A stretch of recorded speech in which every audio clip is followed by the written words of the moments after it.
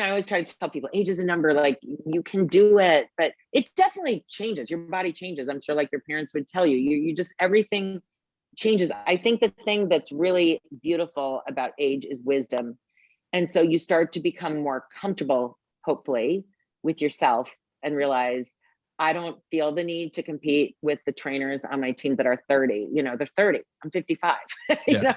They should be able to jump higher than me, in most cases. There are some people my age who are still doing crazy stuff, and that's awesome. But I give myself a lot of grace. I don't let myself compete with who I used to be. I guess that's what I'm trying to say. I don't let myself compete with who I used to be.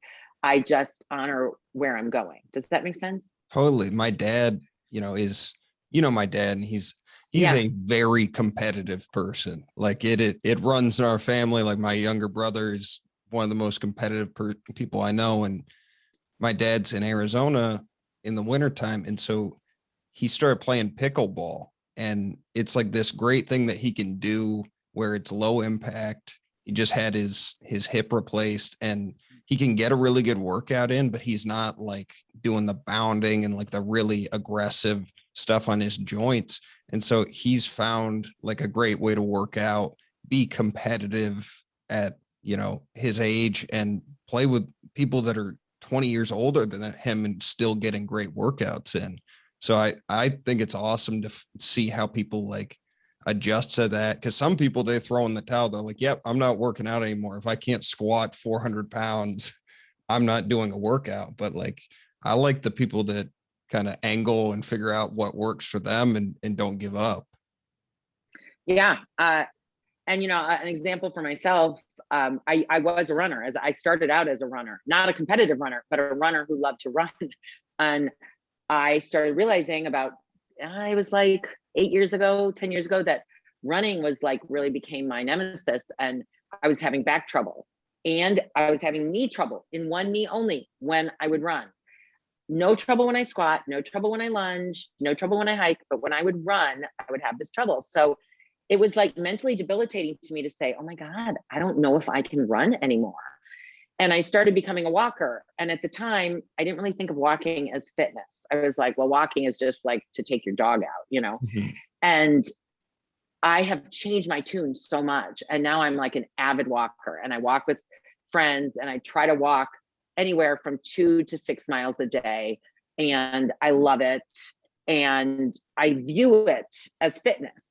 And it's kind of interesting to me because now it's so valuable to me. And now that we all wear these trackers, I'm burning calories, I'm getting my heart rate in a moderate place. It's definitely not my high place, but it's worthy. And there's so many studies out there that show that people who think walking is worthy stay in good shape late in life, because they still believe that walking works. So they continue to walk and walk and walk into their 70s and 80s.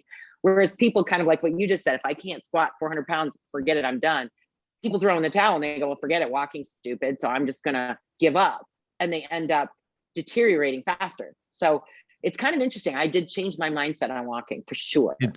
It's so funny that you say that, because when, lockdown happened, I'm in Washington. They were very stringent. Like it was basically just don't go out of your house. So I had groceries delivered, like everything.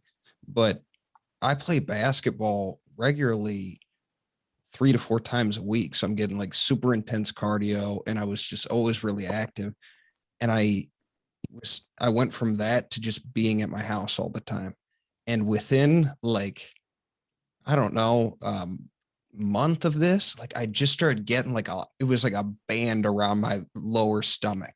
And I'm like, what is going on here? Like I'm doing at home workouts, and I realized like I usually walk 10 to 12,000 steps a day, because I work in a manufacturing facility, and like you're just moving around. And I got a pedometer, like a Fitbit, and just made like an active attempt to walk at least for 30 minutes every day. And it's mentally, it's the same thing as what you said when you were younger with running. Like at first you're like, this does not do anything.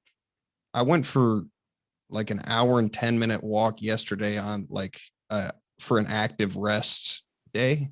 And by the time I got home, I was Like I was tired. Like it works really well. And it actually, like, for just keeping your heart rate up and like mentally clearing too, I really like it. Like, and I never, Yeah. if I had not stopped playing basketball, there's no way I ever would have, like, if you would have said, hey, you should go for walks, I'd be like, okay, buddy. Like, it's just, I would never have believed it. Right, right. Well, and that's so interesting because even someone at your age seeing the value of it. Yeah. It literally makes sense. And walkers, I encourage people, anyone listening, like, do not discount walking. Today I walked and it was an active recovery day for me also. I looked at my watch. I burned like 450 calories. I walked like 5 miles, had, some social time with a friend, got the dog out. Listen, if I didn't burn those 450 calories every day, I'm for sure going to gain weight at some point, right? I mean, because that is a constant, just keeping your body in constant motion. So sometimes, they call it NEAT, NEAT, which is non-exercise activity thermogenesis, meaning you don't have to always work out. Like, there are societies that aren't working out, but they are active, to your point, walking 10,000 steps a day, moving around, doing things. And so those activities that are non-exercise activities, but they're movement, they matter. Oh, definitely. And another kind of funny thing, the idea of doing this episode with you, I was down in Arizona and my mom goes for walks every day. And I never would have done that growing up prior to, like, everything happening with the pandemic. So we're out for a walk and she's like, you know what? Chris is such an interesting person and she has so much experience. Like, I think she would be really good. So because of that, we're having this conversation now, which is kind of ironic. Because of a walk. Yeah, exactly. Yeah. I love it. I Yeah. absolutely love it. Adam, I was thinking a little bit about one of the questions you had sent to me on email about people's success with fitness, right? Mm-hmm. You had said, like, what have you seen, like, in terms of clients, in terms of success? I'm thinking, in terms of walking and what people's mentality. And it really makes me think. So I run another one of my weird side hustles is I have a 7-week e-course because, again, I want to tell people, the educator at heart, I want to help women, like, understand, women in particular, understand, like, you can lose weight, you can get into shape, you can feel good about you. And losing weight isn't always about vanity. It's about overall health. It's about, what are your health numbers? Like, do you have high blood pressure, high cholesterol, high triglycerides? Do you have high blood sugar? Are you diabetic? Are you, do you have this problem, that problem? Like, we want to get these things in check. And the first thing that I always start with in my course is the mental side. You and I just talked a little bit about the mental side of fitness, but we always start with mindset. And people are like, yeah. No, aren't you going to tell me what to eat first? I mean, like, I got to eat. What should I be eating? I'm like, no, the first thing we're going to start with is mindset, because not anybody, but most people can kind of torture themselves and go either on a diet or go on some crazy fitness program and do it for a month and lose some weight and, make it through. But it never sticks unless they found the mental side first of, like, why they're going to do it. And I feel like a lot of people will begin walking when they realize the worth of just walking for walking. It's not like it's going to become your, craziest workout, but like the mental side of clearing your head, getting in the steps, so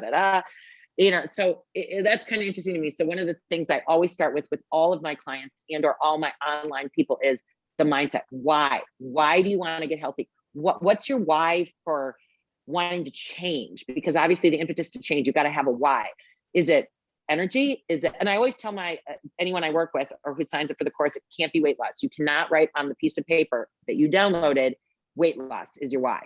Find a why that's, I want more energy. I want to play with my grandkids. I want to change my health numbers because I'm scared. I want to get off medications. I want to think clearer. I want to sleep better. Like, what is your why? And then work towards those things. And then weight loss seems to always be the byproduct of taking better care of yourself. You know what I mean?